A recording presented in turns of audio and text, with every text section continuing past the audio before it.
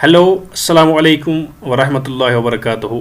Welcome to our YouTube channel J&K ideal academy. तो दोस्तों, आज हम बहुत टाइम बाद जब से पंचायत अकाउंटेंट असिस्टेंट का एग्ज़ाम कंक्लूड हुआ है तब से हमने कोई लेक्चर अपलोड नहीं किया है। लेकिन चूँकि फाइनेंस अकाउंटेंट असिस्टेंट का सिलेबस जो है वो सामने आ चुका है, इस सिलसिले में हमें बहुत से फ्रेंड्स की कॉल्स मौसूल हुई हैं, बहुत सारे मैसेजेस आ रहे हैं कि आप फाइनेंस अकाउंटेंट असिस्टेंट का जो सिलेबस है वो स्टार्ट करें अपने यूट्यूब चैनल पे। तो इस सिलसिले में हमने आज से स्टार्ट किया है। And here is the first lecture regarding this economics section. पहले हम कोशिश करेंगे कि जो इकोनॉमिक्स में नए नए टॉपिक्स आए हैं वो आपके सामने लाए, वो हम आपको प्रिपेयर कराएं। तो जैसा कि आप स्क्रीन पर देख रहे हैं, हमने आज का लेक्चर जो चुना है वो है मॉनेटरी पॉलिसी। इससे पहले हमने फिस्कल पॉलिसी के बारे में बात की है। जब हमने पंचायत अकाउंटेंट असिस्टेंट का सिलेबस जब हम पढ़ा रहे थे तो उसमें हमने ऑलरेडी फिस्कल पॉलिसी के बारे में बात की है। आज का जो हमारा टॉपिक है वो है मॉनेटरी पॉलिसी। तो सबसे पहले मुझे मैं ये कहना चाहता हूँ कि मॉनेटरी पॉलिसी जो है ये एक बहुत ही इम्पॉर्टेंट टॉपिक है इकोनॉमिक्स में। अगरचे आपके सिलेबस में ये इंक्लूड किया गया है, इसके बाहर भी अगर हम देखें तो ये एक बहुत ही इम्पॉर्टेंट टॉपिक है। लेकिन दोस्तों, ये स्टार्ट करने से पहले, ये टॉपिक स्टार्ट करने से पहले मेरी एज़ यूजुअल आपसे गुजारिश रहेगी कि अभी तक जिन फ्रेंड्स ने हमारी चैनल को सब्सक्राइब नहीं किया है, जो नए आ रहे हैं हमारी चैनल पे, तो हमारे चैनल को सब्सक्राइब करें। और वीडियो में अगर आपको कोई लेक्चर में कोई कमी लगे या कंटेंट में कोई कमी लगे तो कमेंट्स में हमें लिखिए, ताकि हम अगले लेक्चर्स में इम्प्रूवमेंट कर सकें। और हमारे वीडियोस को ज़्यादा से ज़्यादा शेयर करें ताकि ये बाकी फ्रेंड्स भी, बाकी जो आपके फ्रेंड्स हैं, आपके भाई हैं, वो इनसे फ़ायदा हासिल कर सकें। तो दोस्तों, चलिए स्टार्ट करते हैं आज का टॉपिक, जिसका नाम है मॉनेटरी पॉलिसी। तो मॉनेटरी पॉलिसी जो है ये एक मैक्रो इकोनॉमिक पॉलिसी है। Monetary policy is a macro economic policy. तो दोस्तों, हमने पहले ही डिफरेंस देखा है माइक्रो इकोनॉमिक्स और मैक्रो इकोनॉमिक्स में।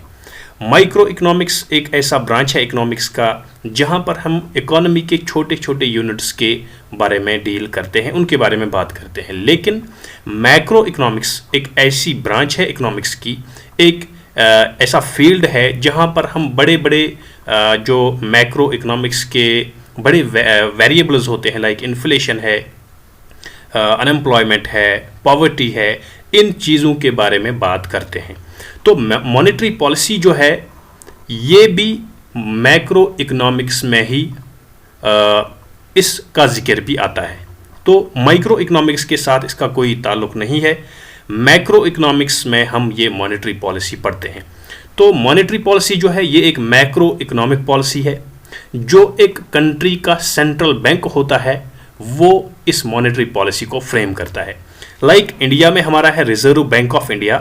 तो इंडिया में जो रिजर्व बैंक ऑफ इंडिया है वही है सेंट्रल बैंक, जो 1935 में एस्टैब्लिश किया गया था। यही bank, reserve bank of India, India की मॉनेटरी पॉलिसी को फ्रेम करता है। ठीक है। तो इस मॉनेटरी पॉलिसी में क्या होता है? इसमें होता है मैनेजमेंट ऑफ मनी सप्लाई। जो इकोनॉमी में मनी सप्लाई होती है, इकोनॉमी में जितना भी मनी सप्लाई हो रहा है, जितना भी मनी सर्कुलेट हो रहा है, उसको मैनेज करना, उसको एक बैलेंस्ड अंदाज में रखना। ठीक है। मॉनेटरी पॉलिसी का सबसे बड़ा मकसद जो है वो यही है कि मनी सप्लाई को, इकोनॉमी में जो मनी सप्लाई है और इंटरेस्ट रेट है, इसको मैनेज करना, इसको एक बैलेंस्ड अंदाज में रखना। ठीक है। और ये एक डिमांड साइड इकोनॉमिक पॉलिसी है। ठीक है। जो government of a country, that is reserve bank of India, जो सबसे बड़ा बैंक जो है कंट्री में, जो central bank of the country है, वही बैंक इस मॉनेटरी पॉलिसी को फ्रेम करता है। इस मॉनेटरी पॉलिसी के ज़रिए मनी सप्लाई को मैनेज करता है, इंटरेस्ट रेट को मैनेज करता है। ठीक है। ताकि एक कंट्री में प्राइस स्टेबिलिटी रहे, ताकि प्राइस ना ज़्यादा हो जाए, यानी ना इन्फ्लेशन हो और ना ही डिफ्लेशन हो, ठीक है, प्राइस स्टेबल रहे, ठीक। तो ये होती है monetary policy. So in short we can say that monetary policy is that policy of the reserve bank of India. In India हम ऐसा ही कहेंगे कि रिजर्व बैंक ऑफ इंडिया की वो पॉलिसी जिसके ज़रिए से मनी सप्लाई को मैनेज किया जाता है इस तरह ताकि प्राइस स्टेबल रहे, ताकि जो एक कंट्री में प्राइस है वो स्टेबिलिटी मेंटेन कर सके, ठीक है। तो ये होती है monetary policy. In other words, monetary policy एक ऐसा सेट ऑफ एक्टिविटीज होता है, ठीक है, कुछ ऐसी एक्टिविटीज होती हैं सेंट्रल बैंक की, ठीक, that the central bank undertakes for the purpose of maintaining price stability, ठीक है। तो ये हम अभी बात कर रहे थे, कुछ ऐसा set of activities central bank का जिसके ज़रिए से सेंट्रल बैंक एक इकोनॉमी में प्राइस स्टेबिलिटी मेंटेन करता है, उस सेट ऑफ एक्टिविटीज़ को कहा जाता है मॉनेटरी पॉलिसी, ठीक है। और इसका मकसद क्या होता है, क्यों प्राइस स्टेबिलिटी चाहिए इकोनॉमी में? प्राइस स्टेबिलिटी की ज़रूरत इकोनॉमी में इसलिए है ताकि in order to promote sustainable and balanced development of the economy, क्योंकि जब प्राइस ज़्यादा हाइक होता है यानी इन्फ्लेशन ज़्यादा हो जाती है तो उस सिचुएशन में भी एक इकोनॉमी डेवलप नहीं कर पाती, और इसी तरह से जब डिफ्लेशन होती है, प्राइस लो हो जाता है, तो उस टाइम भी एक इकोनॉमी ज़्यादा डेवलप फ्लोरिश नहीं कर सकती। तो एक प्राइस स्टेबिलिटी की ज़रूरत होती है इकोनॉमी में, और ये प्राइस स्टेबिलिटी किस तरीके से मुनासिब होती है, ये प्राइस स्टेबिलिटी कब पॉसिबल है? तब जब एक सेंट्रल बैंक ऑफ कंट्री, जब इंडिया में रिजर्व बैंक ऑफ इंडिया एक बेहतरीन मॉनेटरी पॉलिसी फ्रेम करता है और उस मॉनेटरी पॉलिसी के ज़रिए प्राइस स्टेबिलिटी मेंटेन करता है ताकि एक कंट्री सस्टेनेबल और बैलेंस्ड अंदाज में डेवलप हो। तो उम्मीद है मुझे कि यहाँ तक आप लोगों को समझ में आया होगा। तो आगे चलते हैं। तो दोस्तों, अब हमें पता चला कि मॉनेटरी पॉलिसी जो है इसका प्राइम ऑब्जेक्टिव क्या होता है, इसका बुनियादी मकसद क्या होता है, वो होता है प्राइस स्टेबिलिटी, ठीक है। So the main objective, the prime objective of monetary policy of a country, monetary policy of a central bank of a country is price stability. Price को स्टेबल रखा जाए, क्योंकि प्राइस स्टेबिलिटी एक ऐसी चीज़ है जो इकोनॉमी की ग्रोथ और डेवलपमेंट के लिए बहुत ही ज़रूरी चीज़ है, ठीक है। तो मेन ऑब्जेक्टिव जो मॉनेटरी पॉलिसी का है वो है प्राइस स्टेबिलिटी, ठीक है। क्यों प्राइस स्टेबिलिटी, क्यों मॉनेटरी पॉलिसी का बुनियादी मकसद होता है? क्योंकि जब प्राइस स्टेबल रहता है तो तभी इकोनॉमी डेवलप होती है, ठीक है। और this is due to the fact that the rate of change in prices in the economy, that is inflation, ठीक है। इन्फ्लेशन किस चीज़ से डिटरमाइन होती है इकोनॉमी में? मनी सप्लाई से, ठीक है। Rate of change in the money supply, जितनी मनी सप्लाई इंक्रीज होगी इकोनॉमी में उतनी ही ज़्यादा इन्फ्लेशन होगी, जितनी मनी सप्लाई कम होगी इकोनॉमी में उतनी ज़्यादा डिफ्लेशन होगी, और जितनी ज़्यादा मनी सप्लाई कंट्रोल में रहेगी, जितनी ज़्यादा मनी सप्लाई स्टेबल रहेगी उतने ही प्राइसेस भी स्टेबल रहेंगे, यानी उतनी इन्फ्लेशन ना ज़्यादा होगी और ना डिफ्लेशन होगी, तो प्राइसेस एक बैलेंस्ड मैनर में रहेंगे। तो पता ये चला कि जो मॉनेटरी पॉलिसी है ये असल में डायरेक्टली मनी सप्लाई को कंट्रोल करता है। जो मॉनेटरी पॉलिसी है इसका बुनियादी जो हथियार है, बुनियादी टूल जो है वो है मनी सप्लाई को कंट्रोल में रखना, मनी सप्लाई को न ज़्यादा इंक्रीज होने देना और न ही डिक्रीज होने देना, ठीक है।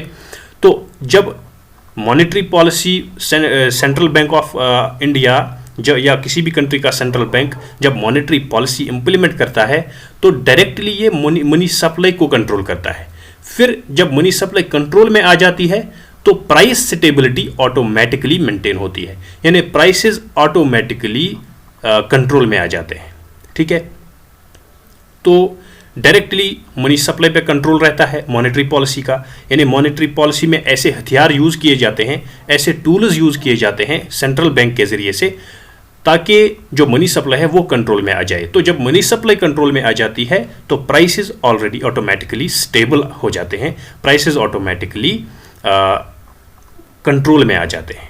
ठीक है, तो इंडिया में जो मॉनेटरी पॉलिसी है वो reserve bank of India frame करता है। ठीक है, और इसका बुनियादी मकसद जो है managing the quantity of money in the economy. ठीक है, ये क्वांटिटी ऑफ मनी इकोनॉमी में मैनेज करना, इसको स्टेबल रखना, यही इसका बुनियादी मकसद होता है। ठीक है, in order to meet the requirements of different sectors of the economy and to increase the pace of economic growth। ठीक है, तो इससे क्या होता है, जो डिफरेंट सेक्टर्स ऑफ इकोनॉमी होते हैं उनके डिफरेंट रिक्वायरमेंट्स मीट होते हैं और इकोनॉमिक ग्रोथ जो है वो एक अच्छे अंदाज में आगे बढ़ती है। तो दोस्तों यहाँ तक आप लोगों को समझ में आया। अब बहुत ही इंपॉर्टेंट चीज़ें आप लोगों को सीखनी है मॉनेटरी पॉलिसी के रिलेटेड। जो रिजर्व बैंक ऑफ इंडिया है, RBI, central bank of India जो है, वो मॉनेटरी पॉलिसी कुछ टूल्स यूज़ करके, कुछ एक्टिविटीज़ यूज़ करके इम्प्लीमेंट करता है। ठीक है, कुछ चीज़ें हैं जो मॉनेटरी सप्लाई में इंक्लूड होती हैं, जो मॉनेटरी सप्लाई के टूल्स माने जाते हैं। ठीक है, उन टूल्स में बहुत इंपॉर्टेंट है ओपन मार्केट ऑपरेशंस। ये एक बहुत ही इंपॉर्टेंट टूल है, ये हम डिस्कस करेंगे आगे आने वाले लेक्चर्स में। इन सभी चीज़ों को हम पढ़ेंगे कि ओपन मार्केट ऑपरेशंस क्या होती है, बैंक रेट पॉलिसी क्या होती है, रिजर्व सिस्टम क्या होता है, क्रेडिट कंट्रोल पॉलिसी क्या होती है, moral suasion and through money other instruments. तो बहुत सारे इंस्ट्रूमेंट्स एक सेंट्रल बैंक कंट्री का यूज़ करता है ताकि ये मनी सप्लाई जो है ये कंट्रोल में आ जाए। ठीक है, फॉर एग्जांपल मैं एक छोटी सी मिसाल दूंगा यहाँ पे बैंक रेट पॉलिसी का। ठीक है, बैंक रेट देखिए, बैंक रेट जो है it is the rate at which it is the actually the interest rate. ये एक इंटरेस्ट रेट होती है। देखिए, जैसे हम एक बैंक से लोन लेते हैं तो बैंक हमें लोन देता है किसी इंटरेस्ट रेट पे। ठीक है, तो for example we can say that 13% और 14% इंटरेस्ट रेट पे हमने लोन लिया।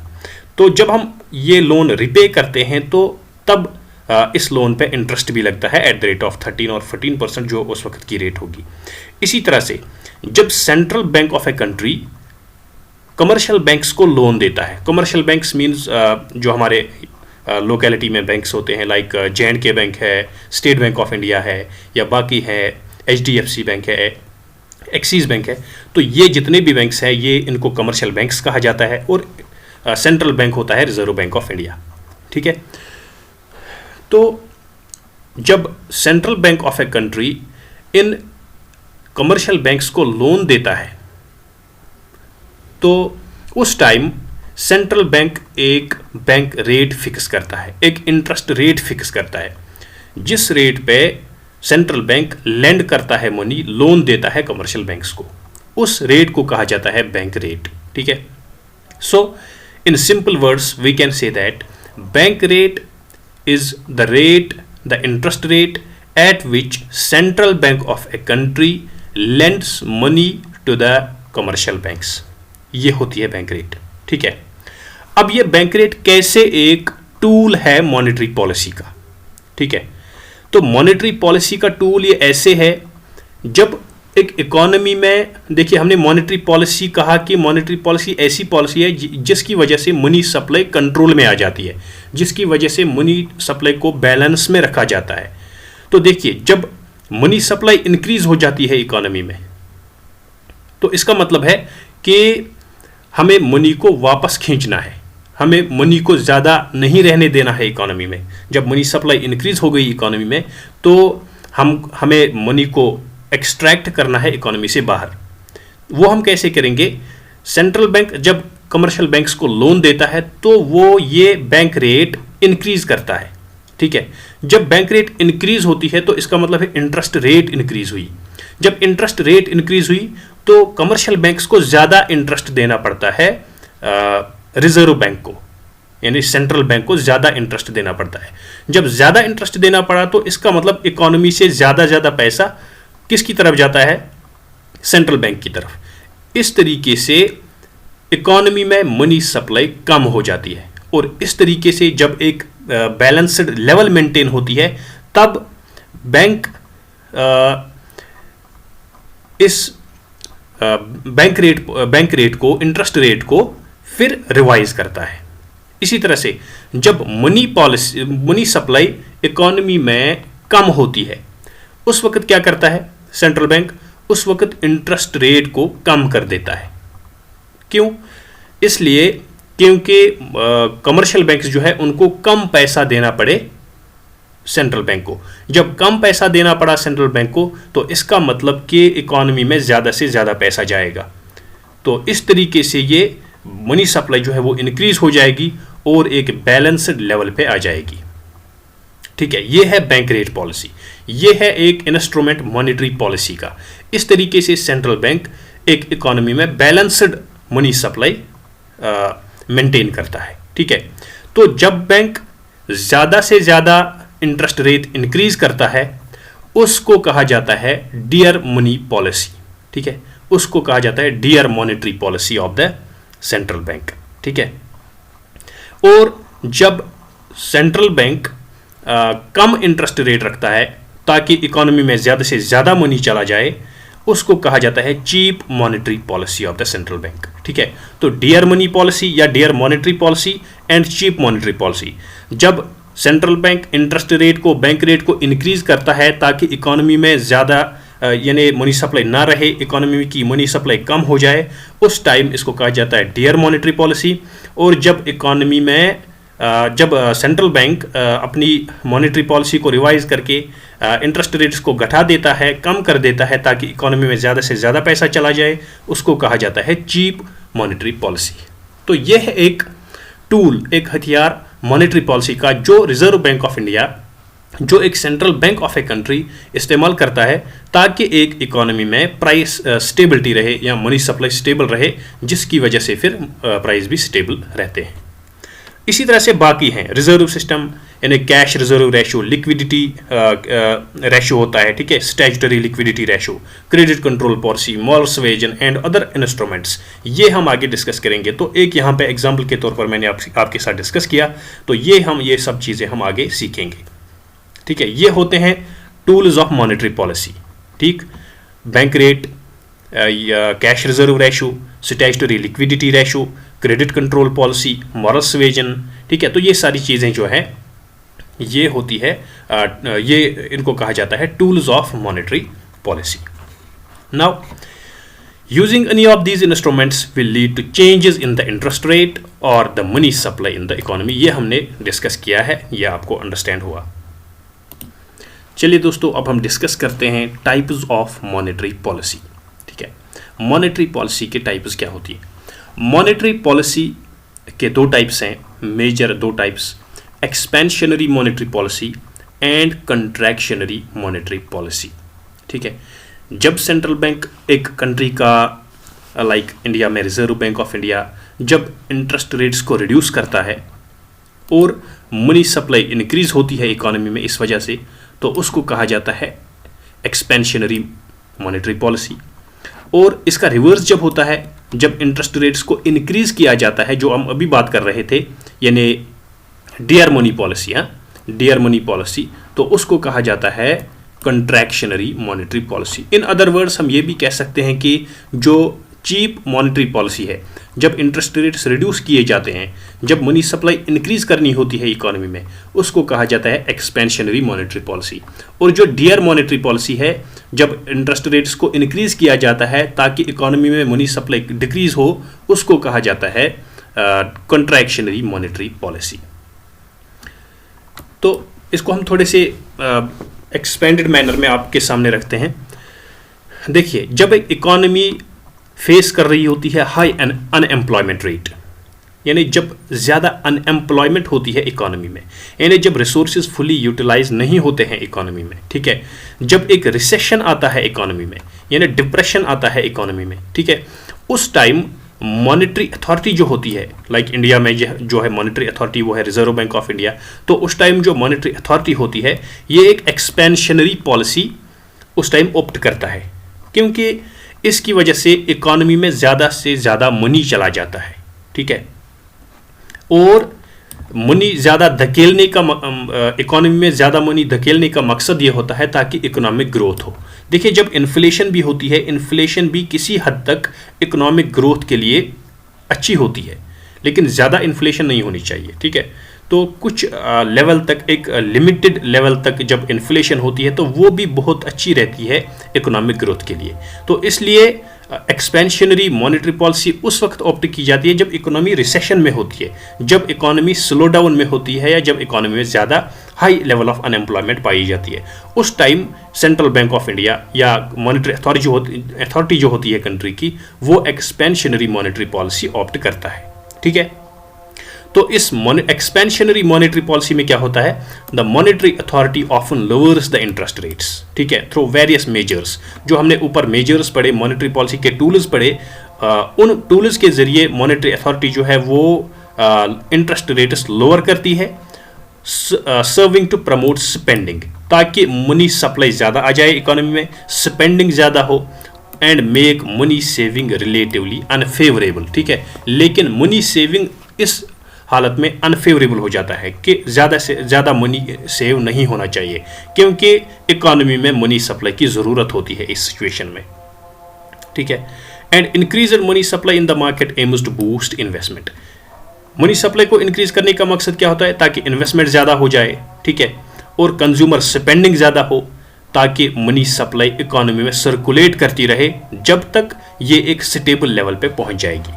Lower interest rates mean that business and individuals can secure loans on convenient terms, ठीक है। इंटरेस्ट रेट जब कम होता है तो लोन्स आप ले सकते हैं बहुत ही अच्छे अंदाज में, कन्वीनियंट टर्म्स पे, ठीक है, आप लोन ले सकते हैं टू एक्सपेंड प्रोडक्टिव एक्टिविटीज़, ताकि प्रोडक्शन ज़्यादा हो जाए, प्रोडक्टिव एक्टिविटीज़ ज़्यादा हो जाए, and spend more on consumer goods. तो ये चीज़ें जो है, जब प्रोडक्टिव एक्टिविटीज़ इंक्रीज होती है, प्रोडक्शन इंक्रीज होती है, स्पेंडिंग ज़्यादा होती है, लोन्स आप इजीली ले सकते हैं, मॉनेटरी पॉलिसी, ये मनी सप्लाई इंक्रीज होती है इकोनॉमी में, तो इस तरीके से इकोनॉमी वापस ट्रैक पे आ जाती है, रिसेशन से बाहर आ जाती है, अनएम्प्लॉयमेंट से बाहर आ जाती है, और एक इकोनॉमी स्टेबिलिटी पे आ जाती है, ठीक है।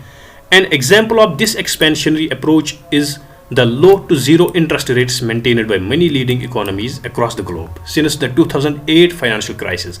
2008 फाइनेंशियल क्राइसिस के बाद कुछ इकोनॉमीज ने ऐसा भी किया कि जीरो इंटरेस्ट रेट पे लोन्स दिए, ठीक है, ताकि मनी सप्लाई इंक्रीज हो जाए इकोनॉमी में और ये प्रॉब्लम ना रहे, मनी सप्लाई की जो शॉर्टेज है वो इकोनॉमी में ना रहे। अब हम बात करेंगे कंट्रैक्शनरी मॉनेटरी पॉलिसी के बारे में, ठीक है।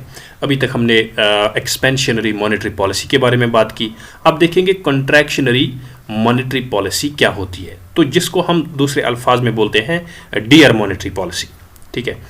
तो contractionary monetary policy that is increasing interest rates and slowing the growth of money supply aims to bring down inflation.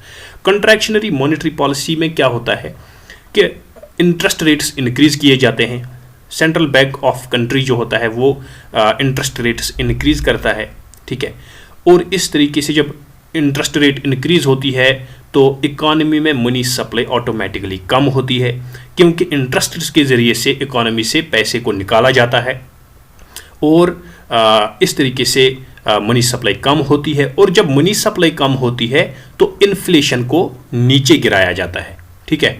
तो क्योंकि इन्फ्लेशन जो है that is directly proportional to money supply, जितनी इकोनॉमी में, यह बात हमेशा याद रहनी चाहिए कि जितनी इकोनॉमी में इंटरेस्ट रेट जितनी इकोनॉमी में मनी सप्लाई इंक्रीज होगी उतनी ज़्यादा इन्फ्लेशन होगी, और जितनी मनी सप्लाई कम होगी उतनी डिफ्लेशन होगी, ठीक है।